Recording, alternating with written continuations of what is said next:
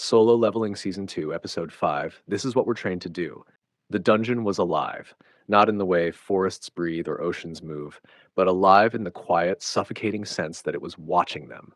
The hunters, the miners, every echo of their boots swallowed by unseen eyes in the darkness. Jinwoo stood at the gate's entrance, the cold air pressing against his skin. His instincts whispered warnings in the back of his mind, that familiar shiver of intuition that had saved him countless times before. Something was wrong.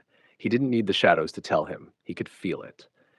It began hours earlier, under the faint, metallic glow of dungeon torches. Cha Hayin, the S-rank hunter of the Hunters Guild, had appeared before him like a blade drawn from stillness. Her golden hair glimmered in the dim light, her sword held loosely but ready, her presence sharp enough to cut the air itself. Jinwoo had been moments away from entering the boss's chamber, curiosity driving him forward, when her voice broke the silence. Stop right there. Her tone carried command, not hostility, but the weight of a hunter used to obedience. You shouldn't approach the gate, she warned, stepping closer. Bosses are sensitive to intent. Even a small movement can trigger them. Her eyes narrowed slightly, half scanning him. There was a flicker of confusion, then realization. You're a hunter. Before he could answer, she moved graceful, fluid, until she was inches away. Her nose wrinkled slightly, then softened, curiosity overtaking suspicion. Your scent? It's different, she murmured, barely audible. Jinwoo blinked, uncertain whether to laugh or be unsettled. My? Scent? Heian nodded, stepping back, her usual composure returning. Hunters have distinct scents. Magic leaves traces, and yours is cleaner, almost human. She took his ID from his lanyard, scanning it briefly before returning it. Sung Jinwoo. I've heard that name recently, he smiled faintly. Good things, I hope. Her lips curved ever so slightly. That depends on who's talking. The moment lingered, an odd calm between two storms, before she gestured for him to leave.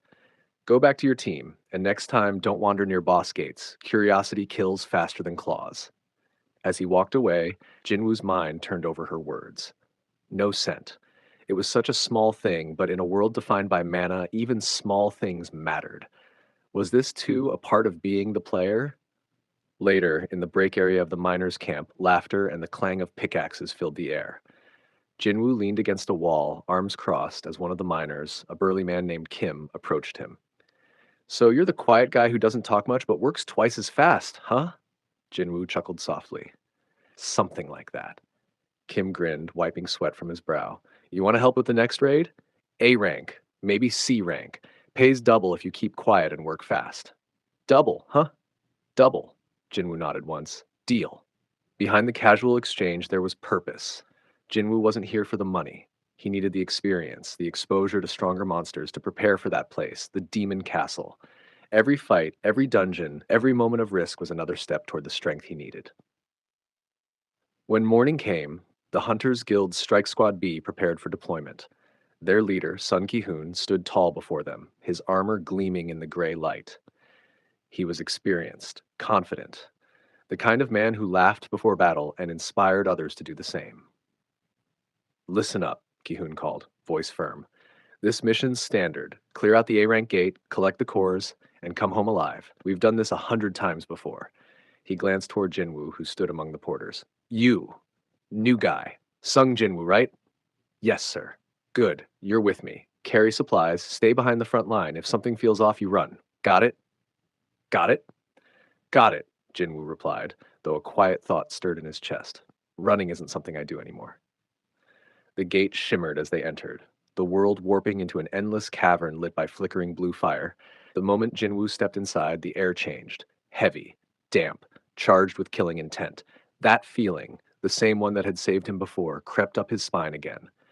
Captain, he said quietly, something's here. Ki-hoon laughed. Of course something's here, it's a dungeon. But moments later, shadows moved. From the tunnels ahead, the first wave came. Jackal-like beasts, their claws scraping against stone, eyes glowing red. The hunters reacted swiftly, blades flashing Gafrat, spells igniting the darkness. Ki-hoon's sword cut through the first creature, his team following in practiced rhythm. They were efficient. This is what they were trained to do. But even as the last jackal fell, Jinwoo's unease deepened. He could feel the pressure building, the air thickening, not from magic, but from something watching. Then came the roar. It was deeper, older, filled with hatred. From the shadows emerged towering forms, high orcs, their green skin rippling with muscle, tusks gleaming under torchlight. Formation, now! Ki-hoon shouted. The battle that followed was chaos. Steel clashed against bone, magic exploded in bursts of light. The high orcs were coordinated, intelligent. They fought like soldiers, not beasts. Jinwoo moved silently, a shadow among shadows. When one orc aimed for Ki-hoon's blind spot, Jinwoo's dagger flashed, a clean, unseen strike. When another raised its axe to crush a healer, Jinwoo's summoned shadow caught it mid-swing. He worked quietly, unseen, his stealth blending perfectly with the battlefield's madness. One of the hunters, a woman named Yu, saw him briefly, his silhouette outlined in faint blue light. Their eyes met. She said nothing, only nodded once, understanding. Minutes felt like hours. When the last orc fell, the survivors regrouped, panting and bloodied. Report, Ki-hoon barked. 2 wounded, 1 critical. Fall back to the gate, now! They ran, supporting the injured, but when they reached the entrance, horror struck. The gate shimmered with unnatural light, blocked by a translucent barrier. No, no, no, no, one of the healers whispered, pressing her hands against it. It's sealed.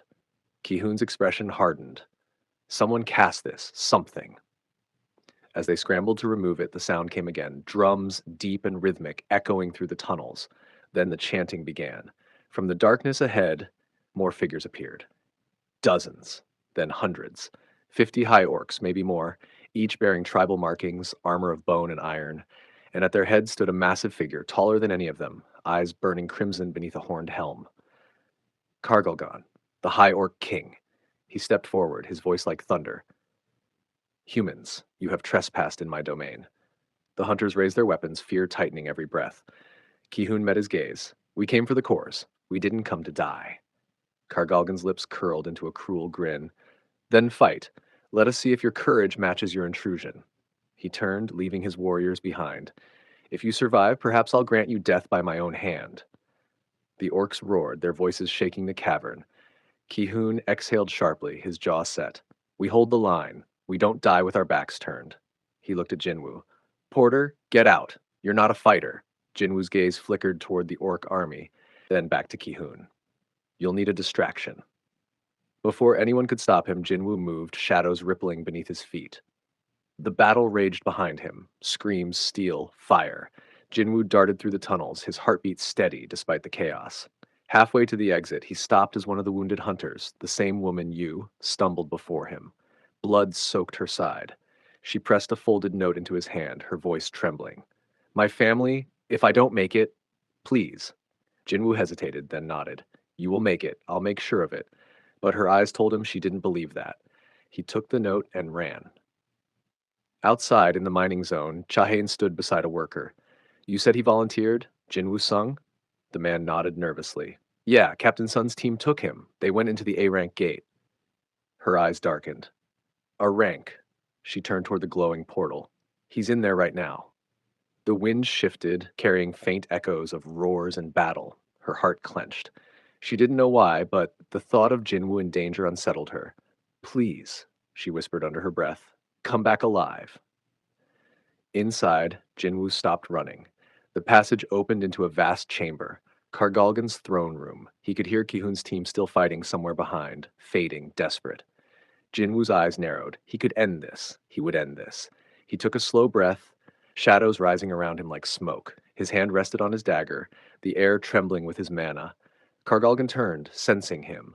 So, the Orc King growled, the human chooses death. Jinwoo stepped forward, calm and silent, his eyes glowing faintly beneath the dark. No, he said softly, I choose to hunt.